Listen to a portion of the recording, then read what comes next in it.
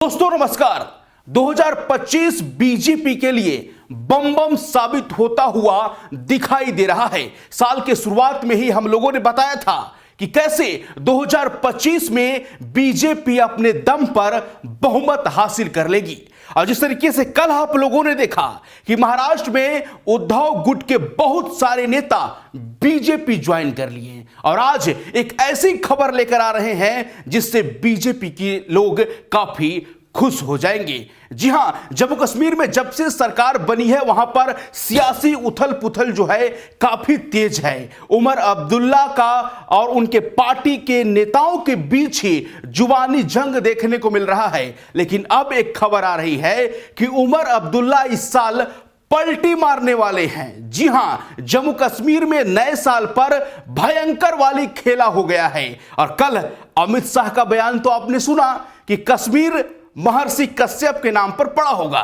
इससे सियासी सरगर्मी काफी तेज है और कैसे उमर अब्दुल्ला पलटी मारेंगे इस साल, हम पूरा समीकरण और पूरा गणित इस वीडियो में समझाएंगे। हमारे प्रधान संपादक सुनील राव जी हैं। सर, आपका बहुत स्वागत है। नया खेला कैसे? महाराष्ट्र में बहुत सारे उद्धव गुट के नेता बीजेपी ज्वाइन कर लिए। गुड न्यूज आपने दे दिया था कि इस साल बहुमत हासिल करेगी बीजेपी। अब नए साल पर बड़ा खेला, उमर अब्दुल्ला है, प्रधानमंत्री मोदी है। क्या होने वाला है कश्मीर में? नहीं होने वाला नहीं, हो चुका है नीतीश। हाँ। ये थोड़ा सा मैं सुधार कर दूं दर्शकों को, खेला हो चुका है। हाँ। दरअसल हमने पहले ही जिस दिन चुनाव नतीजे आए थे जी। तो हमने कहा था कि कश्मीर में भारतीय जनता पार्टी की सरकार होगी। एकमात्र चैनल था जिसने दावा किया था कि भारतीय जनता पार्टी की सरकार बनेगी, जीते कोई भी जी। और फिर उसके बाद लोगों ने हमसे पूछा कि भैया क्या हुआ? तुमने कहा इंतजार करिए, 6 महीने का तो इंतजार करिए। अभी 6 महीने बीते नहीं है, 6 महीने अभी बहुत वक्त है बीतने में। हाँ। लेकिन उससे पहले वहां की चिनाब नदी में बहुत पानी बह गया है। हाँ। और उमर अब्दुल्ला ऐसे पलट गए हैं चुनाव के पहले की उनके बयान भाषा आप सुनेंगे और अब जीतने के बाद मुख्यमंत्री बनने के बाद भाषा सुनेंगे तो हैरत में पड़ जाएंगे। मोदी और शाह के लिए अपने पार्टी के नेताओं से पंगा ले रहे हैं उमर अब्दुल्ला। कल उमर अब्दुल्ला, कश्मीर की नई अपडेट आपको बता दें, कश्मीर की खबरें बहुत कम चलती है मीडिया में। कल उमर अब्दुल्ला के घर के बाहर एक प्रदर्शन हुआ है और प्रदर्शन किसने किया? उनके ही सांसद ने। उनके ही सांसद आगा मेहंदी साहब है, जिनको आप संसद में देखते भी होंगे, बहुत तेज तर्रार है, बोलते हैं, मोदी शाह का खूब विरोध करते हैं वो। लेकिन उन्होंने उमर अब्दुल्ला के घर के बाहर प्रदर्शन किया और प्रदर्शन की मांग क्या थी कि भैया 370 की बहाली पर कुछ तो बोलो। लेकिन उमर अब्दुल्ला ने कहा इस पर कोई बात नहीं होगी, इस पर हमारा स्टैंड क्लियर है, 370 पर हम कोई मांग नहीं करेंगे सरकार से, मोदी सरकार के हम साथ है। हम मांग करेंगे तो सिर्फ पूर्ण राज्य की बहाली को लेकर। हाँ। पूर्ण राज्य की बहाली हमारा मांग है और वो मोदी शाह भी कह चुके हैं, सुप्रीम कोर्ट का ऑर्डर भी है, आपको देना ही है, पूर्ण राज्य का दर्जा जल्द से जल्द बहाल करना है, वो हो ही जाएगा। ये उमर अब्दुल्ला जानते हैं। अब खबर ये नहीं है, खबर इसमें यह है कि उमर अब्दुल्ला साहब ने एक तरह से इशारा दे दिया है कि वो एनडीए में आज कल परसों जब लेना मोदी शाह साहब को है, ये पूरी तरह से समर्पित है कि कब ले रहे हैं और दरवाजा खोलो जी, खटखटा रहे हैं। मतलब उमर अब्दुल्ला एनडीए में शामिल हो जाएंगे। हाँ, कुंडी खोलिए, वो एक गाना है ना। हाँ। कुंडी खोलो, वो वाला। तो ये कुंडी खोलने का इंतजार कर रहे हैं। हाँ। ये दरवाजे के बाहर खड़े हैं। हाँ। ये इनके बयान आप देखिए लगातार। अभी कल दरअसल उमर अब्दुल्ला से पूछा गया, लोगों ने पूछा कि यार 370 की तो आप बात ने छोड़ दी, आपका सांसद प्रदर्शन कर रहा है, आप उस पर बात नहीं करना चाहते। जम्मू कश्मीर के पूर्ण राज्य के दर्जे की आपकी मांग थी, विधानसभा में आप प्रस्ताव ले आए, बोले कि ये तो मोदी शाह इस पर टस से मस नहीं हो रहे हैं। तो बोले जाइए अदालत जाइए। तो उमर अब्दुल्ला साहब का बड़ा बढ़िया बयान था। उन्होंने कहा यार लड़ाई झगड़ों से मसले थोड़ी सुलझते हैं, हम लड़ाई झगड़ों में बिल्कुल यकीन नहीं करते, हम बातचीत में यकीन करते हैं। और बोले कि हमारा पूरा भरोसा है, मोदी जी के ऊपर पूरा भरोसा है, मोदी जी को पहला मौका देंगे और वो करेंगे काम हमारा। तो ये उमर अब्दुल्ला की बयान है। लेकिन चुनाव प्रचार से जिस तरीके से फारूक अब्दुल्ला हो गए, उमर अब्दुल्ला तल्ख तेवर अपना रहे थे केंद्र सरकार के खिलाफ, मोदी सरकार के खिलाफ, अब जो है इतना मिठास, इतना प्रेम, इसके पीछे क्या सियासी मायने हो सकते हैं? नहीं, मैं जैसे बता रहा हूं कि उमर अब्दुल्ला एक मंझे हुए राजनेता है। उनकी आप राजनीतिक शख्सियत को अगर देखेंगे तो राहुल गांधी या फिर तेजस्वी यादव, अखिलेश यादव की तरह राजनीति नहीं करते आप। उनको पता है कि जनता के हित के लिए राजनीति की जाती है। सत्ता में अगर हमें बने रहना है, लोगों के काम करने पड़ेंगे और अदावत लेके लोगों के काम आप नहीं कर सकते। आपको केंद्र से फंड, क्योंकि जम्मू कश्मीर केंद्र शासित प्रदेश है, अभी सारा का सारा डिपेंडेंट है, एलजी पे डिपेंडेंट है, एलजी फाइल रोक देंगे दिल्ली की तरह हाल हो जाएगा आपका। तो उमर अब्दुल्ला बहुत अच्छे से जानते हैं और उनको पता है कांग्रेस के साथ रहकर कुछ मिला नहीं, ठीक है, इसीलिए वो कांग्रेस को वक्त वक्त पर रेलते भी है। पिछले दिनों ईवीएम पर राहुल गांधी को रेल दिया, बोले जीतते हैं तो बहुत अच्छा जी, और हार जाते हैं आप तो फिर ईवीएम खराब है, बोले चिंतन मंथन मनन करिए, ग्राउंड में उतरिए, क्योंकि उमर अब्दुल्ला जान रहे हैं भाई ईवीएम का ही खेला करना होता बीजेपी का तो कश्मीर में करती ना, इतनी सीटें उमर अब्दुल्ला की थोड़ी आ जाती, लेकिन कांग्रेस की नहीं आई, तो कांग्रेस कह रही ईवीएम खराब है, तो वो उस पर बहुत इन्होंने डांट फटकार लगाई राहुल गांधी को, लेकिन बीजेपी को ये डांट फटकार नहीं लगा रहे, कांग्रेस को कैबिनेट में शामिल भी नहीं कराया।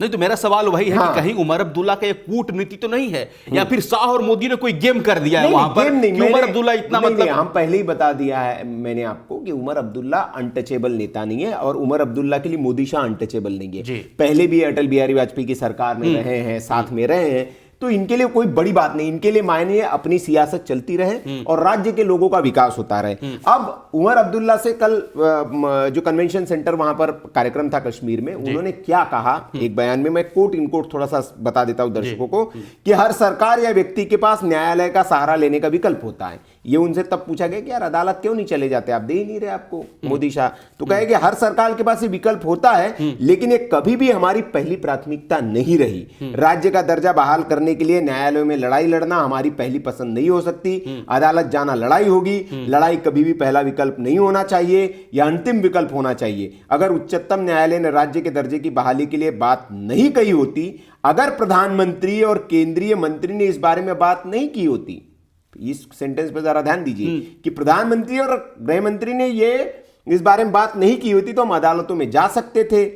उन्होंने वादे किए हैं और हमें पहले उन्हें एक मौका देना चाहिए। हमारे लिए सबसे बड़ी चुनौती अपने राज्य का दर्जा वापस पाना है। हम लोग अब उम्मीद कर रहे हैं कि हमसे किए गए वादे पूरे किए जाएंगे। सबसे बड़ा वादा राज्य का दर्जा बहाल करना है। और उमर अब्दुल्ला ने यह कहा है, शेर कश्मीर जो इंटरनेशनल कन्वेंशन सेंटर है वहां पर मीडिया कर्मियों से बातचीत कर रहे थे। मीडिया कर्मी इनको सुलगाते रहते बीच बीच में कि भैया क्यों नहीं बोलते, आप क्यों नहीं बोलते, लेकिन सदी हुई भाषा में जवाब देते कि नहीं जी, हम अदावत नहीं करेंगे, हम मोदी शाह से लड़ाई नहीं लेंगे।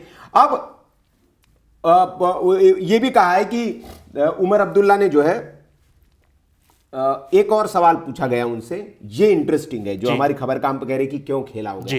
उनसे कहा कि यार खबरें ये आ रही कि आपकी जम्मू कश्मीर की सरकार को अस्थिर करने की कोशिश की जा रही केंद्र की ओर से, ये आरोप लग रहे हैं।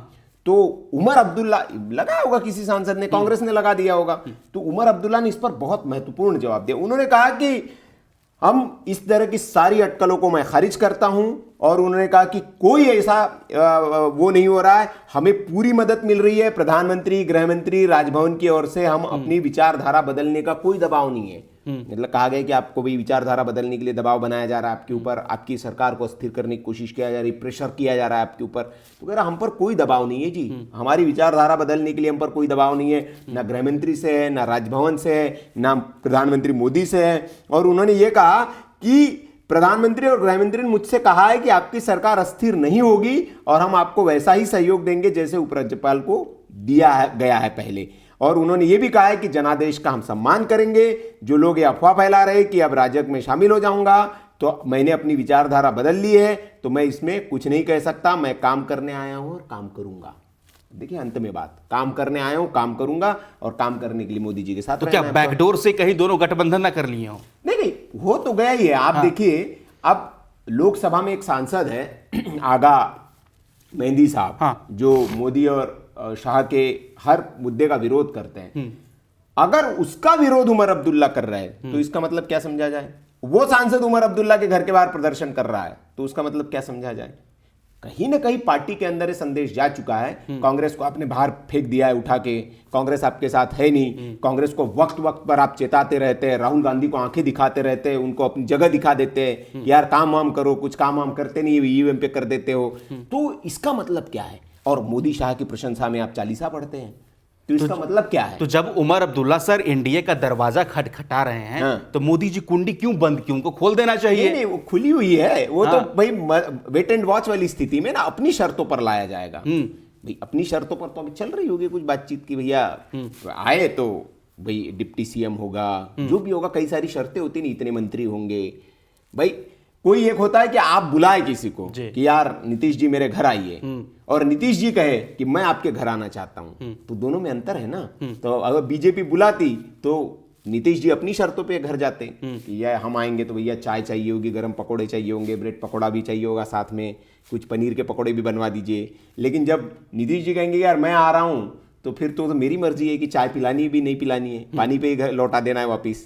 तो ये इस तरह की स्ट्रेटजी। लेकिन हमारे दर्शक सर आधिकारिक फैसला जानना चाहते हैं। हाँ। और बोलते हैं कि तोल मोल की बात मत करो, सीधे आधिकारिक फैसला कब उमर अब्दुल्ला एनडीए में शामिल होंगे, तब जाकर आत्मा को ठंडक मिलेगा। अच्छा नहीं, देखिए हम उमर अब्दुल्ला साहब की पार्टी का मैं कोई आधिकारिक प्रतिनिधि हूं नहीं कि मैं मुहर लगा दूं आज हो जाए, या बीजेपी का। हाँ, लेकिन राजनीतिक विश्लेषक के तौर पर राजनीतिक वहां जो परिदृश्य है, जो राजनीतिक इवेंट्स हो रहे हैं, जो राजनीतिक घटनाक्रम वहां राज्यों में चल रहा है, उससे जरूर मैं आपको अवगत करा सकता हूं। और ये बहुत बड़ी बात नहीं, जैसे मैंने पहले दिन से आपसे कह रहा हूं कि 6 महीने वेट एंड वॉच वाली स्थिति में 6 महीने से पहले राष्ट्रीय जनतांत्रिक जो गठबंधन है एनडीए, उसका हिस्सा उमर अब्दुल्ला साहब हो जाएंगे और बड़े खुशी खुशी होंगे वो। और उस दिन के बाद आप देखिएगा फिर कांग्रेसी फिर इनको कोसने शुरू कर देंगे।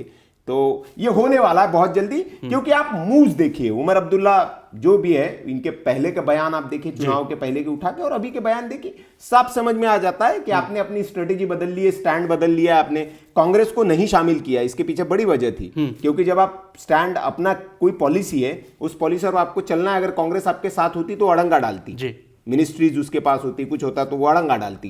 तो इसलिए इन्होंने पहले आउट रख दिया कि ताकि ये फ्रीली स्वतंत्र होकर अपने हिसाब से काम कर सके। चलिए, बहुत धन्यवाद सर, आपने अपना बहुमूल्य वक्त दिया। तो जिस तरीके से जम्मू कश्मीर में नए साल के मौके पर पूरी तरीके से खिचड़ी पक चुका है कि कुछ ही महीनों बाद उमर अब्दुल्ला एनडीए में शामिल हो जाएंगे, पूरी तरीके से बैकडोर से कहानी चल रहा है और समझिए कि एक तरीके से खेला हो गया है, बस आधिकारिक ऐलान होना बाकी है। इस विश्लेषण पर आपकी क्या टिप्पणी है? कमेंट बॉक्स खुला है, राय अपनी रखें। बाकी खबरों के लिए आप बने रहे हमारे साथ। धन्यवाद। वीके न्यूज, राष्ट्र के नाम।